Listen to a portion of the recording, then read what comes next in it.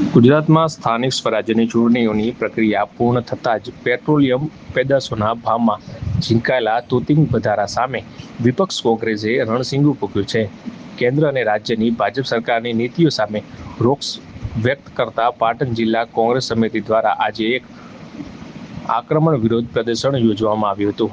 કોંગ્રેસના કાર્યકરોએ સીપુ 4 રસ્તા પર ચક્કાજામ કરતા પોલીસે જિલ્લા પ્રમુખ સહિત અનેક હોદ્દેદારો અને કાર્યકરોની અટકાયત પણ કરી હતી.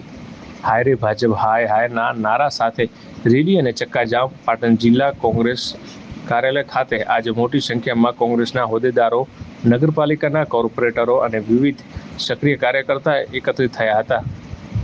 રાજ્ય સરકાર વિરુદ્ધ 4 રસ્તા પાસે એક વિશાળ રેલી કાઢવામાં આવી હતી. મોંઘવારી ઘટાડો અને ભાજપ શાહી નહીં ચલેગી જેવા સૂત્રોચ્ચાર સાથે કાર્યકરો 4 રસ્તા પર પહોંચ્યા હતા અને ત્યાં રસ્તા પર ઉતરી આવી ચક્કાજામ કર્યા હતા.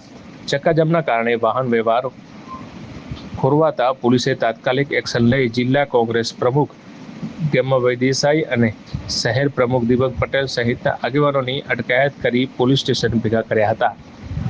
ચૂંટણી પતતા જ મોંઘવારીને ડામવા નેતાઓ પ્રહાર વિરુદ્ધ પ્રદર્શન દરમિયાન કોંગ્રેસના સ્થાનિક નેતાઓને ભાજપ સરકારની નીતિઓ પર આકરા પ્રહાર કર્યા હતા.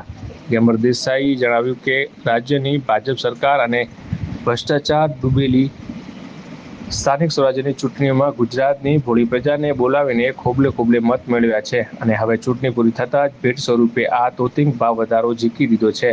મોંઘવારી અને બેરોજગારીથી આમ જનતાને અને મધ્યમ વર્ગની કેળ ભાગી ગઈ છે. જો સરકાર તાત્કાલિક ધોરણે આ ભાવ વધારો અંકુશમાં નહીં લાવે તો આગામી સમયમાં કોંગ્રેસ રસ્તા પર ઉતરી વધુ ઉગ્ર આંદોલન કરશે. કાનજીભાઈ દેસાઈ કોંગ્રેસના અગ્રણીએ આજે જણાવ્યું હતું કે ભાજપ સરકાર અને મોદી સાહેબના છાજિયા લીધા છે, કારણ કે પેટ્રોલ ડીઝલના ભાવ વધારાથી ખેડૂતો અને સામાન્ય પ્રજા આવે ત્રસ્ત થઈ ગઈ છે. વડાપ્રધાને ખેડૂતોની આવક બમણી કરવાના વાયદા કર્યા હતા, પરંતુ આજે ખેડૂતોને કશું જ મળતું નથી. તાજેતરમાં થયેલા માવઠાના કારણે ખેડૂતોને મોટું નુકસાન થયું હતું અને જિલ્લાઓમાં સબસિડી અપાઈ હતી, પણ પાટણના ખેડૂતોને કોઈ સબસિડી ચૂકવાઈ નથી. અમે ખેડૂતો અને જનતાઓના હક માટે લડી રહ્યા છીએ. આગામી સમયમાં આંદોલન કરવાની ચીમકી ઉચ્ચારી છે, કારણ કે પાટણમાં જે પ્રકારે તોતિંગ ભાવ વધારો થઈ રહ્યો છે તેનો પાછો ખેંચવામાં નહીં આવે તો આગામી દિવસોમાં સમગ્ર જિલ્લામાં જન આંદોલન છેડવામાં આવશે. આપણે જોઈ રહ્યા છીએ કે મોંઘવારી કેટલી અંશે વધારવામાં આવી છે. હવે સાહેબ આપણને એવું કહે છે કે પેટ્રોલ ડીઝલને ઓછું કરી દો, સોનું ઓછું કરી દો. અરે સોનું ખરીદવાની તો દૂરની વાત છે, ઘરમાં જે થોડું ઘણું મધ્યમ વર્ગના લોકો જોડે સોનું એ વેચવાનો વારો આવ્યો. રાસાયણિક ખાતરોના ભાવ, અરે ઘરમાં અમે ગૃહિણી છીએ, બાટલાના ભાવ ભૂસકે વધારવામાં આવ્યા છે. હવે આ બધું વિરોધ ના કરીએ તો શું કરીએ? વિરોધ જ કરવાનો.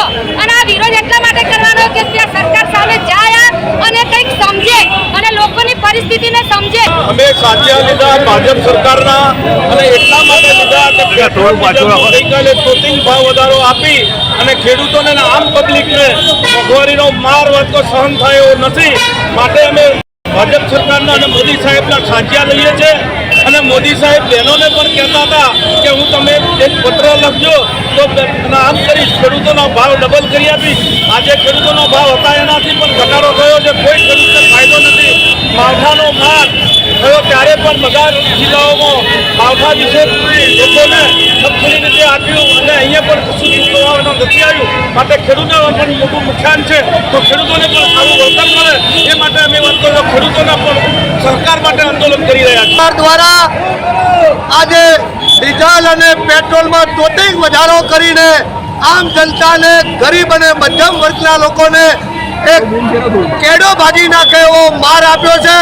આ ભ્રષ્ટાચારી સરકાર સ્થાનિક સ્વરાજની ચૂંટણીમાં ભોળી ગુજરાતની પ્રજાને ભોળવી અને ખોબલે મત થઈ અને આમને ભેટ સ્વરૂપી આ એક તોતિંગ વધારો આપ્યો છે. ગુજરાતની જનતા બેરોજગાર, મોંઘવારીથી ત્રાહિમામ છે. એટલે આજે અમે પાટણ જિલ્લા કોંગ્રેસ પરિવાર દ્વારા આજે અમે મોંઘવારીના વિરોધમાં વિરોધ પ્રદર્શન કર્યું છે. આગામી સમયમાં ભારતીય જનતા પાર્ટીની કિન્નાખોરી અને ભ્રષ્ટાચારી સરકાર આ મોંઘવારી જો અંકુશમાં નહીં લાવે તો આવનારા સમયમાં કોંગ્રેસ પાર્ટી એ રસ્તા ઉપર ઉતરી અને આ મોંઘવારીને અંકુશમાં લાવવાનો પ્રયોગ કર્યો.